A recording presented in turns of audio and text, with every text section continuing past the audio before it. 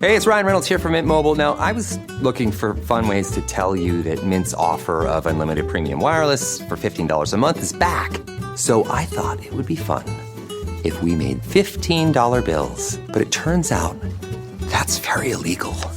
So there goes my big idea for the commercial. Give it a try at mintmobile.com/switch. Upfront payment of $45 for 3-month plan, equivalent to $15 per month required. New customer offer for first 3 months only. Speed slow after 35 gigabytes if network's busy. Taxes and fees extra. See mintmobile.com.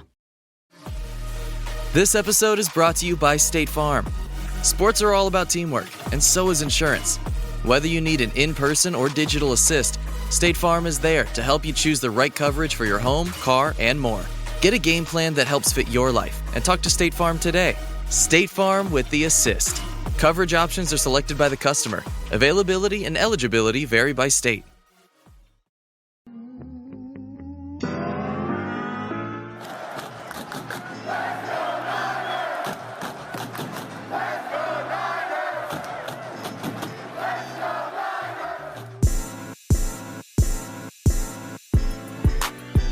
Welcome into 49ers Access. My name is Sterling Bennett, and today we are going to preview the 2025 San Francisco 49ers training camp for you. Going to dive into some wide receiver drama, some of the training camp battles, and maybe even get into some predictions for this year's training camp sessions. They start on Wednesday, July 23rd, and lead all the way into week 1 of the NFL preseason. So let's dive into the show today. But first, don't forget to like, share, subscribe on the audio podcasting platforms. Leave us that 5-star audio podcast review. And let me just say this, folks. San Francisco 49ers football is back this week, the best time of the year. You can say it's Christmas. You can say it's the holiday season. And I say, nah. It is the kickoff to each and every new NFL season. I'm so happy it's back. I'm sure you are as well. And let's start off the conversation by diving into what I think has become, after a very quiet offseason for the San Francisco 49ers, an unfortunate kind of sidebar, if you will, because the contractual drama has once again reared its ugly head for San Francisco. They re-signed Brock Purdy and Fred Warner and George Kittle, and all felt right in the world. It all felt like, we have got this thing in the bag. There's nothing else to worry about. And then Jauan Jennings said, pay me or trade me. And we all said, damn it, why can't we have just one pleasant, quiet offseason? And I want to start off by saying this, that Jauan Jennings, as of the recording of this podcast on July 20th, has not officially requested a trade. And the fact is, he said, or at least via Adam Schefter through his own agents and his own people, if you will, that if I don't get paid by training camp, then I may ask for a trade. But you can clearly see that this was coming for a while.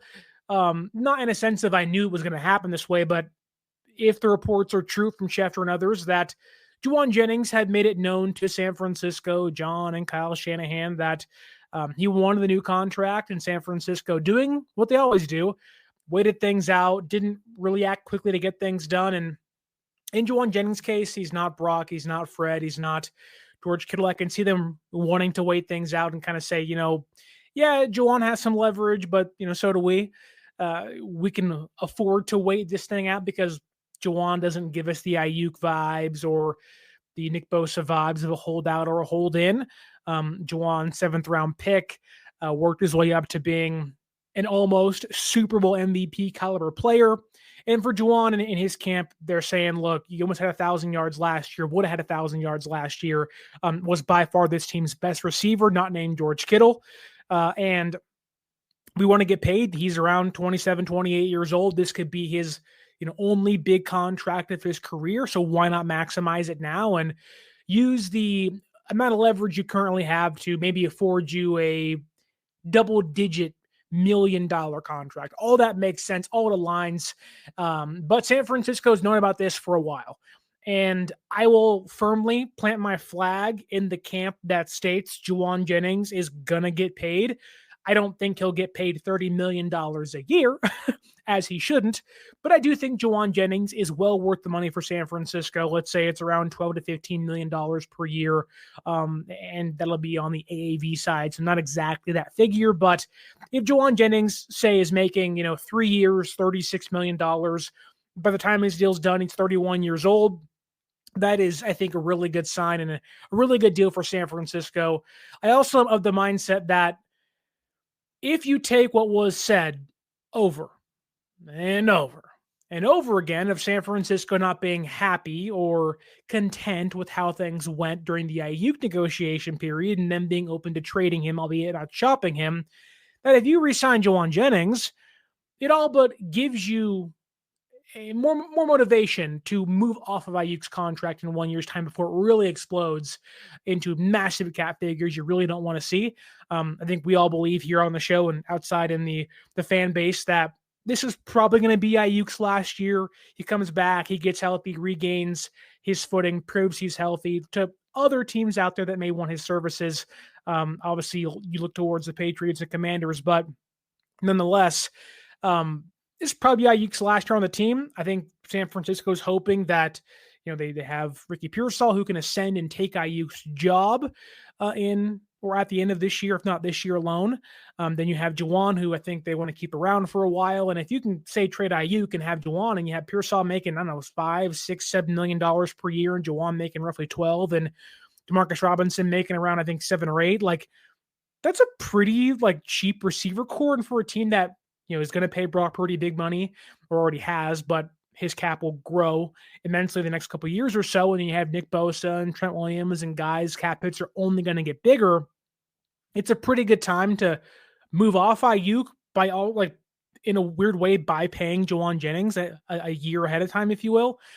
So I think he gets paid. I don't think it's worth. I don't think Jauan's holding out. I don't think he's making this a big stink. Jauan has never given me that vibe. Jauan just feels like a team player with the way he plays the game itself, and I think the way he carries himself, it's much more team-centric than, say, Aiyuk or Deebo Samuel for that matter.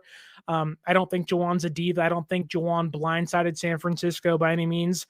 It is feels blindsiding from the fan base because we're like, where'd this come from? But if you read the reports, it seems pretty obvious that both sides have been at least discussing, or at least knowing that Jauan wanted to get paid, and he's made that known to the team. And that's really all that's important.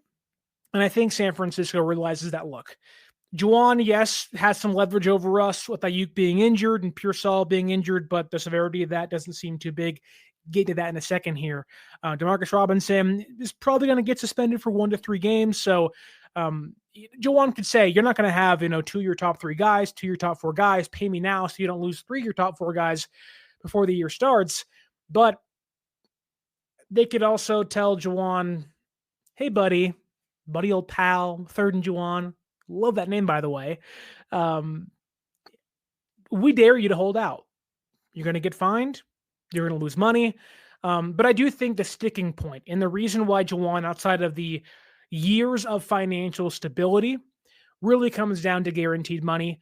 If you look at, which has kind of caused a big problem this year for every team in the NFL, is second-round picks not signing their contracts because Jaden Higgins of the Houston Texans signed that fully guaranteed deal. And right now, Jauan is making under the guaranteed money that Jaden Higgins is making. Now, Jaden Higgins has not played a single snap at the NFL, and although I think he'll be a tremendous player, Jauan has proven to be a solid NFL player. He's been able to have a 3 to 4 year career. He has ascended to being one of the most underrated players, and I think is becoming kind of one of the more just underrated guys that everyone looks to and says, that guy deserves more love in the NFL. He does so much for this offense. He fits what Shanahan wants to a T, and you can kind of put a lot of the same characteristics on Jauan that you can Aiyuk, in the same way of Aiyuk's a great separator, beats man coverage, great scheme fit. Jauan, albeit isn't a great man coverage beater, he's a big body guy, he's a great run blocker, fits that big slot receiver Kyle Shanahan likes. It just seems like he fits this offense. And when you trade away Deebo Samuel and you don't really know what you have in Cowling and Pearsall, and you draft Jordan Watkins, but he's a rookie, so you really don't know what you have there. Paying Jauan just kind of feels like a no-brainer in my opinion. And I don't want to fall into the same trap I did with Aiyuk because one, no one thought Aiyuk would get hurt. Like that needs to be stated, but I do think that there is a much clearer cap to Aiyuk's career than Jauan Jennings. I think Aiyuk is that separator, quick cuts, beats man coverage. And when Aiyuk gets older, even before the injury, once he slows down, the cuts aren't going to be as quick. The smoothness won't be there. Like you can clearly see a player that has the archetype and the strengths and skill set of Brandon Aiyuk. There's a clear end of career for him. Whereas Jauan, the way he plays, he's not really fast guy. He's not someone that is great against man coverage. He's a go up and get it physical player. And there are certainly, like Deebo Samuel in his case, you hit a wall. But I think Jauan doesn't play as physical, or it's a different version of physicality than Deebo Samuel, where he isn't running into linebackers and safeties, full speed and lowering his helmet and putting his body in danger. Jauan, although is physical, it's different. It's more of a physicality and blocking, nickelbacks and cornerbacks and safeties, where I do think Jauan can survive a lot longer than Deebo and a lot longer than Brandon Aiyuk. And I really wouldn't be shocked if, although maybe this is because of Ayuk's injury, we look back in 5 to 8 years and say, how did Jauan Jennings may not have the numbers of Aiyuk and Deebo in totality or had the peak, but overall, how was he the one to have a 10-year plus career? He just kind of screams like the 10-year vet that's gritty and he puts his nose in the dirt and just gets the job done for any team he plays for. And I'm hoping and I'm thinking that that'll be for the San Francisco 49ers for a long time. But I want to move on from Jauan Jennings. I don't think it's that big of a deal. I don't think the drama is existent with him. But I do think that for a lot of us, when we got the PUP list and the NI or the NFI list revealed to us, and there was Ben Barch and George Odom, who got cut recently, which doesn't shock me. This team had 7 safeties. Someone had to go. Odom was never going to start for this team. He really wasn't the special teams player they wanted him to be when Brant Boyer in there. Made sense, but I digress. You saw Ben Barch injured away from the facility injury. Aiyuk's on there, which makes sense. He's probably not going to be ready, by or till November. I've always said that. But then you found Ricky Pearsall on there. And a lot of us, including myself, were like, wait a minute. Didn't Kyle Shanahan tell us that Pearsall should be good to go by day one of training camp? And my initial thought was this could be a very small thing and it could be nothing. But if it is something big and it is a concern and Pearsall has re-injured the hamstring or there is a setback, then that's a problem. And there is a real concern for the receiver room when you don't have Aiyuk and you don't have Robinson, assumedly, for the first couple of games of the season due to the DUI suspension. Now you may not have Pearsall, then Jennings wants a new contract. It just creates a big kind of, tornado of chaos in one positional group. And it's whoa, pause, wait a minute here. And so that was my initial response. But when I sat with it for a second and more news came out, Pearsall and anybody else on the PUP list can be activated at any point in time. There is no time constraint on a training camp placement on the PUP list. Now, if they're placed on it once the week 1 of the regular season comes, then there is an actual, you have to be on it for, I think it's 4 weeks, maybe it's 6 weeks. But nonetheless, Pearsall can be activated today. He can be activated tomorrow morning. He can be activated the day of week 1 of media and fan available training camp days. So I think we should pause the brakes on being overly alarmed or overly, I don't want to say concerned, but just leery of Pearsall having an injury. And I've seen people on Twitter and social media calling him a bust. That to me is asinine. I think he went through so many things that weren't his fault last year, mainly being shot in the chest. That was the only reason as to why he actually missed some time during the regular season. He missed some training camp last year due to a hamstring problem and a shoulder issue, but that wasn't an issue during the season. So, and then even when Pearsall played, he was a really good player at the end of the year and showed some real signs of finally finding his footing in the NFL. So, I don't think it's a concern yet. It may become one if he isn't healthy and active for day one or the first week of training camp and he's missing preseason games. But let's pump the brakes on Pearsall as a bust because that just feels like a very, it feels like a certain group of people's reaction that sometimes are right, but a lot of times are just doing it for the wrong reasons. And, I get it. Maybe you didn't like the pick. I just feels like there's ulterior motives behind calling Pearsall a bust. Like I was having a conversation with somebody who I don't even know their name. And they were just like, oh, he's a bust. And I was like, well, why? Like, explain to me why you believe he's a bust when he played relatively well to end the year, showed some good signs, and didn't miss time. But then it became an overall like, well, Jennings, maybe one's out and Aiyuk's hurt and Robinson's hurt. It's like, okay, don't let the other chaos in the room affect your thoughts on one player. Like we've heard some Nick Bosa's overrated conversations creeping up and being a real thing in the fan base, which at some point do have validity, but don't let the chaos and the real just crappy year of Nick Sorensen being a DC and having no defensive linemen last year, like taint your experience or your feelings towards Nick Bosa, who has been one of the best edge rushers in the entire league since 2019. He isn't the best, but he's one of the best.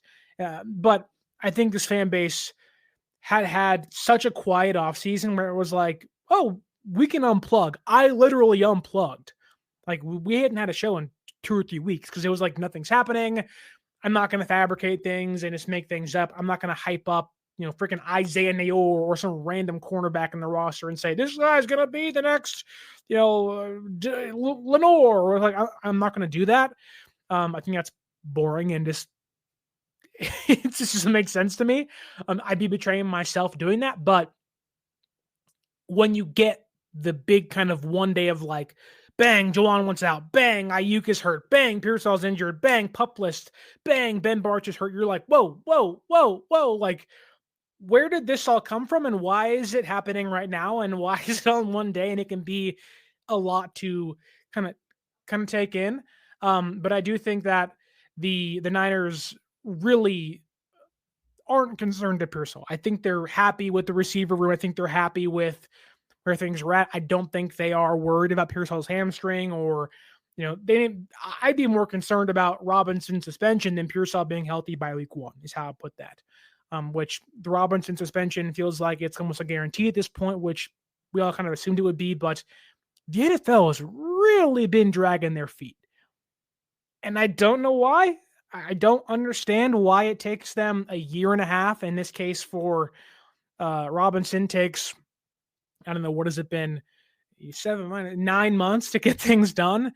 In an external or internal investigation on a DUI really shouldn't take this long. It's as simple as, what did the previous guy get for the same thing? Yeah, give that guy this. It's really like similar stuff, unless there's more to it than we don't know. But if it's 1 game, 3 games, whatever, but I'd be much more concerned about, Robinson missing the first 3 games of the season due to suspension than Pearsall being injured. But if you want to be devil's advocate here, if Pearsall is hurt, then that gives Jennings even more, more ammunition to say, hey, you want your number 1 guy? Pay me. You want to win now? Pay me. You paid Brock. You paid Fred. You paid Kittle. Oh, what next? So I don't know. This episode is brought to you by Indeed. When your computer breaks, you don't wait for it to magically start working again. You fix the problem. So why wait to hire the people your company desperately needs? Use Indeed's sponsored jobs to hire top talent fast. And even better, you only pay for results. There's no need to wait. Speed up your hiring with a $75 sponsored job credit at Indeed.com/podcast. Terms and conditions apply. Maybe it's the optimist in me, which rarely ever comes out. And really, maybe it is the good vibe off season of like, okay, like this has been a rather uneventful last, I don't know, 6 months or so for San Francisco, and it feels good and feels nice to have it happen for once in the last 4 or 5 years. But I don't think any of the news that we got, like, I'm not looking at this being like, oh my God, Pearsall's out and Aiyuk's hurt. Like, okay, like, let's take things in stride. And I am not concerned or sitting back like, oh, how's this going to go? But with that said, I do want to pause for 1 second to remind you, if you want to go see your San Francisco 49ers play this season, I need you to go to SeatGeek.com. Find your tickets. They have a great seating chart there. Green means good, red means bad. Find tickets that you like. And when you go to checkout, use promo code 49ERSAccess, 49 ERSACCESS at SeatGeek.com. And you can save yourself $20 off your first purchase. And I tell you this, I spent the last 2 weeks in Northern California with my family. The weather's nice. It was windy, a little chilly. Sun was out. You want to get to Northern California in September, in August, in October. When the holiday months come around, I'll tell you what, Northern California is a great place to be. Training camps coming up. You want tickets? SeatGeek.com. Probably already sold out now, but you missed your chance. But don't miss your chance on getting Niner tickets by using that promo code 49ers Access for $20 off your first purchase. And now I want to dive into some of my training camp. I don't want to use the term predictions, but I do want to point out some camp battles I really am looking forward to listening and watching and seeing in the next few weeks or so.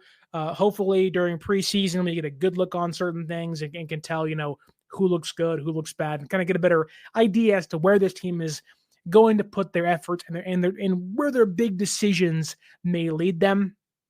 I, for one, am going to have my eyes glued to that safety room. And really, you can kind of put the entire secondary in this of like, Mustafa's going to be out. Jair Brown, thankfully, was not on the PUP list. So that's a good sign for him after his ankle surgery. But who was going to be the other or the two starting safeties where Jair Brown's job may not be entirely safe, although I'm pretty sure he'll be the starter. But is that going to be Pinnock's job? Is that going to be, Marquise Siegel's job? Is that going to be Richie Grant's job or somebody else in that room who kind of stands above the rest and kind of solidifies himself as the other guy opposite Brown while Mustafa's out? But the other, real competition I want to see is that cornerback room. Who is the nickelback going to be this year? San Francisco wants to keep Lenore on the outside. So if that's the case, is Upton Stout, a rookie, going to find himself starting games for San Francisco if he beats out Trey Brown during training camp? Are they going to want to have Renardo Green take nickelback snaps? I would assume that's not the case. I'd refrain from doing so. We've already seen Trey Brown have a pretty good OTA session, albeit again, it's OTAs and minicamps. What does it mean? I don't know. I wouldn't put too much into any of those sessions, and I really wouldn't put too much into training camp until the pads come on anyways. But I think cornerback 3 is one of the most pivotal spots on the roster for this defense. Nickelback has always been one of the most important pieces in this wide 9 defense, going back to K'Wan Williams. And it's a reason why they moved Jimmy Ward to play nickelback when it was Demeco Ryans as the DC and Steve Wilkes there. So, there's a lot of reasons to believe and a lot of reasons to point to nickelback being a primary place to want to see a camp battle and who you think will win that. Upton Stout, maybe it is Marquise Siegel who moves from safety to nickelback. Who knows how they want to utilize him this year, or Trey Brown. My assumption is we're probably going to have about 5 or 6 cornerbacks make the roster. Lenore, Trey Brown, Renardo Green, Upton Stout. You're going to have your Darrell Luter Jr.'s, your Siren Neals in there. I'm probably forgetting somebody else too, but it really does feel like there isn't much room to maneuver in the cornerback room, but I think cornerback 3 is like the big pivotal place to watch for in training camp and the preseason. Moving along, I don't think there's much to debate on the defensive line in regards to camp battles. I think it's pretty cut and dry as to who's making the team. I don't think San Francisco, knowing how bare bones they were coming into the year, can afford to just start cutting players that maybe are highly paid or have higher upside. Like I see a lot of people saying, cut Yeats or Gross Matos. I don't see that being the case. I don't see San Francisco wanting to do that, but I do think one of the bigger camp battles on defense is the linebacker 2 spot. I think D. Winters wins that job. I've been pretty adamant about that the entire offseason. But I do think that D. Winters and Nicholas Martin are going to be vying for that job. I'm also going to have my eyes keened in on Curtis Robinson and his knee. He's on the PUP list, I believe, still, but I am really eager to watch him play again. He probably would have been a starter last year had it not been for the torn ACL, which would have saved us from the disaster of Javon Campbell. That said, I think the D. Winters, Nicholas Martin competition will be very fun to watch. I hope Winters can stay healthy for the entire year, or at least for the entire training camp and preseason to give us that camp battle we deserve to see and the team deserves to have. But I think those two guys are going to lock horns, and I think it's going to be a tooth and nail battle for the linebacker 2 job. But I do think ultimately Winters wins it. However, it's not like it is already locked up. There's a lot of room to maneuver. That room is wide open. I think there's a reason why Nicholas Martin went so high in the draft, maybe overdrafted. And there's a reason as to why I think a lot of people want to see D. Winters finally get that linebacker 2 job all to himself. There's high upside there for both players, and I am very eager to watch those two things play out. If anything, those 3 guys really should be the top 3 either way: Martin, Winters, and of course Fred Warner at the top of that list. Moving over to the offense, you can maybe have a conversation about receiver. I think that competition, like on paper, without Aiyuk, being on the field due to his injury, you're looking at, Ricky Pearsall being the 1 or the 2, him and Jennings go back and forth. Let's assume Demarcus Robinson is receiver 3 in the meantime, before getting popped for suspension. So really you're looking at who's receiver 4, and then eventually becomes receiver 3 once Robinson is ruled out due to the DUI. That is when you look towards players like Jacob Cowing and Isaiah Hodgins, who I think may surprise some people. He's from Walnut Creek. I went to high school with him, funny enough. He's a big body guy. He had a really good stint with the New York Giants, and then just really couldn't find his footing again afterwards. Not sure why that is. But he's back home in the Bay for the first time since leaving for college at Oregon State full time. And I think that, coming back home, playing in his own backyard, I think will do him some good. That said, I think, you're looking at Cowing, and I really don't know what Jordan Watkins will provide for the roster. Shanahan is he just views receivers as like the plague of like, we're never going to play you, and I don't want to play you, especially if you're in like a day 2 pick or, late day 2 mainly, or early day 3. You just don't play your first year. And I don't think Jordan Watkins will change that this season for San Francisco, barring a massive injury plague that comes in. So I think the Cowing and the Jordan Watkins competition will be big. But I think really you're going to have some surprise people. Tariq Owens, Isaiah Hodgins, your first kind of 5 guys are set in stone, with that 6th roster spot that could easily become the 3rd or 4th if things go awry for this team, which if Jennings gets traded and Aiyuk doesn't come back ever and Robinson's out, the depth quickly becomes starters for you. And so my assumption is they're going to have a veteran, whether it is Hodgins or Russell Gage, actually make the roster to begin the season, because I know last year Ronnie Bell was taking snaps.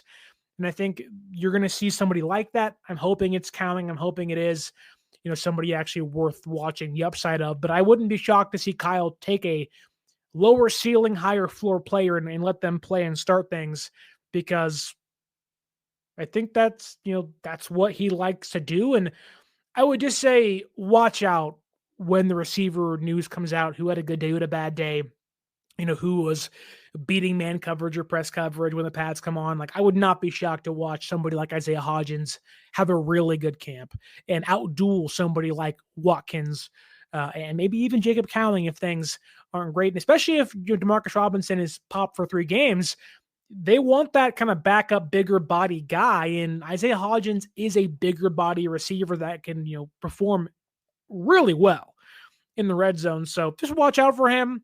He isn't the biggest name. He isn't the star caliber player, but I think you're going to see one of those lower ceiling guys make the roster. And actually, if Aiyuk is out and Robinson's gone for the first couple of games, actually, contribute early.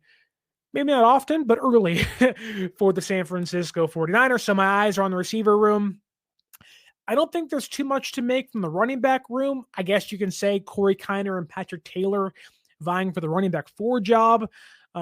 Everything else kind of seems set in stone there. Obviously, quarterback is clearly locked and loaded. It's Purdy and Jones, and maybe you can talk me into a Curtis Workton or Mordecai competition, but I could really just care less.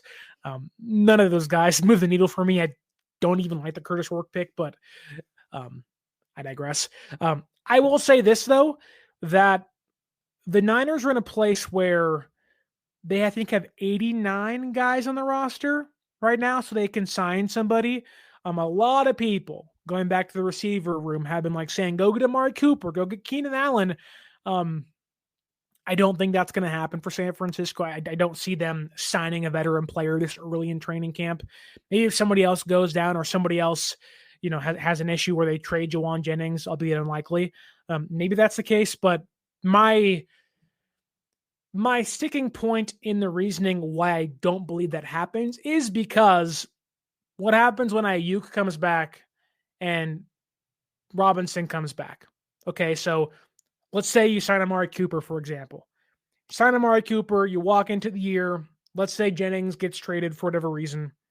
You have Pearsall, you have Cooper, you have Cowing and the other guys below them. Okay. Robinson's back.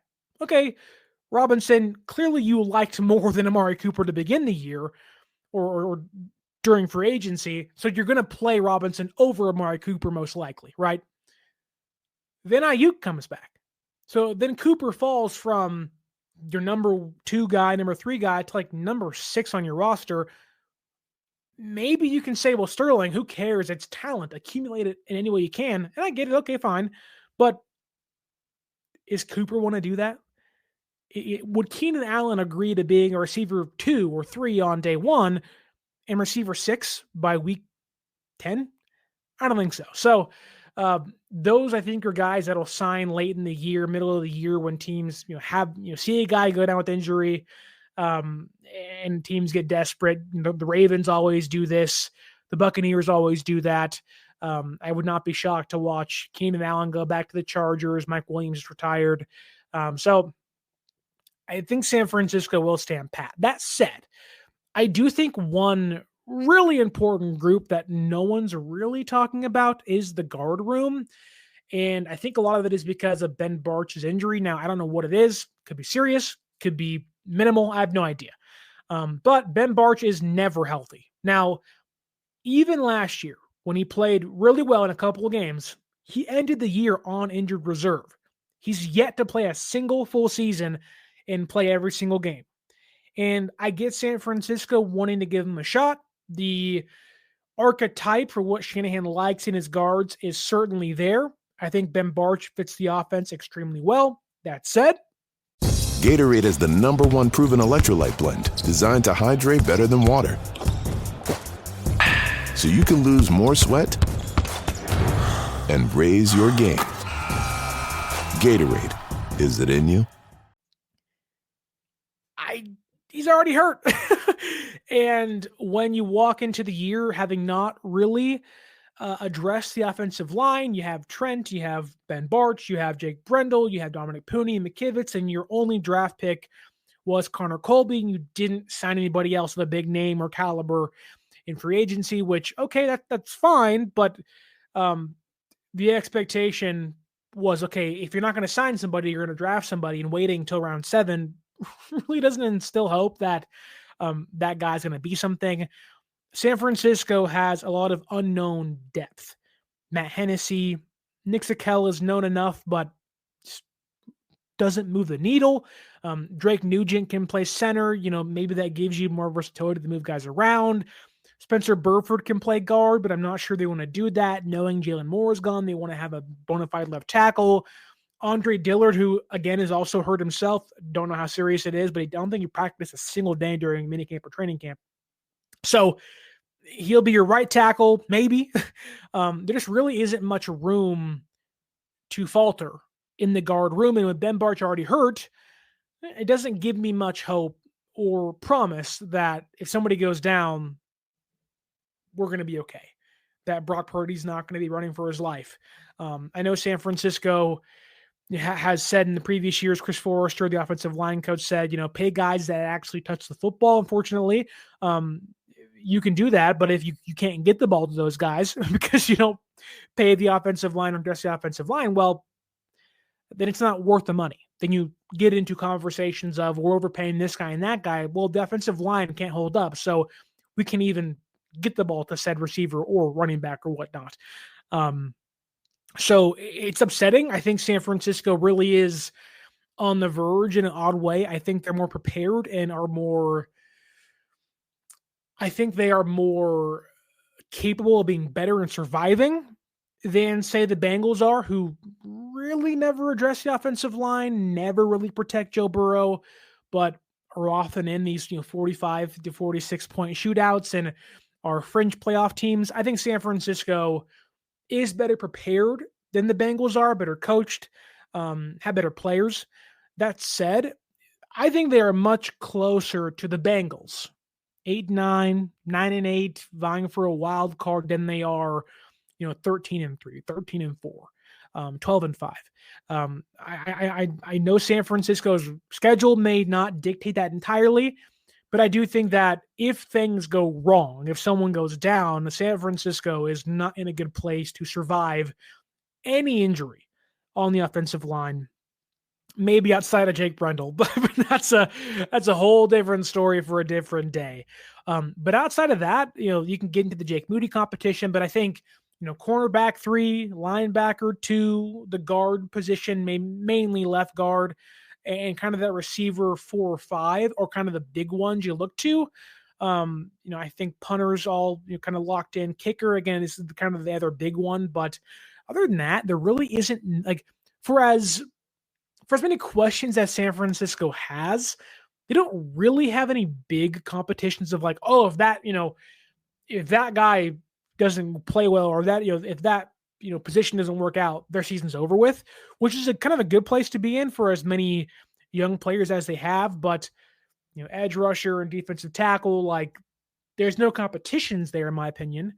I think it's pretty obvious how things will work itself out once the year comes along, but the competitions they do have on paper, I think, are pretty interesting. I don't think you're seeing big names. Like if Upton Stout wins the job, I'm not going to say, oh, wow, that's a big thing. I mean, oh yeah, like, good. It's not a big deal though, but it's like, okay, like, cool. I'm happy you did. You beat the veteran who they signed this offseason. Yippee. But I am so happy football's back. I'm so happy that we can finally get back to content and podcasts and talking about the San Francisco 49ers. I know a lot of you out there have been anxiously waiting for shows to come back, and I have too. There's been so much going on. Superman came out. It was a fun movie. I'm not sure how many of you liked it out there, but this has been one of the most uneventful off seasons of the last 5 years or so since I've been covering the team. But to have that and then hopefully go into a really good season of San Francisco 49er football, I think is really important. The Niners are in a good place. And I think that, without repeating myself over and over again, I think that San Francisco has put themselves in a place to be really successful this season and it not hinge on who wins a training camp battle, which I think is a good place to be. Obviously, once the year comes, that may change, and I can look back and say, oh my God, they need this and that, and they clearly have holes still they have to fill. But I am, again, oddly optimistic about this roster. It's young, it's unproven, but I'm very excited to see what they can do in 2025. That said, it's all I have for you today. Hope you're having a wonderful Monday morning for yourselves. I had a great weekend. Hope you did too. Hope you enjoyed the off season because it is over. Stay tuned later this week for my 5 bold training camp predictions. That'll drop either Wednesday morning or it'll be live on Tuesday night. So stay tuned for that because the content is back. It ramps back up this week because San Francisco starts training camp on Wednesday, July 23rd, and runs all the way to week 1 of the NFL preseason, about 2-ish weeks away. And I cannot wait to see the red and gold back on the football field once again. Don't forget to go get your tickets to see your San Francisco 49ers this year at SeatGeek.com and use that promo code 49ersaccess to save yourself $20 off your first purchase. You can also follow us on social media at 49ers_access is the extra Twitter. 49ers.access is the Instagram. I'm also going to put my link to my Substack down below, just kicking things off there with some articles. You're going to see more of a written form or my written opinion on things rather than a podcast or a video on things. So go there and subscribe if you can. I really appreciate it. Leave a like. Don't forget to share and subscribe to the show and leave the 5-star audio podcasting review. And until next time, my name is Sterling Bennett. Football's back, baby. Football is back. And until next time, stay faithful.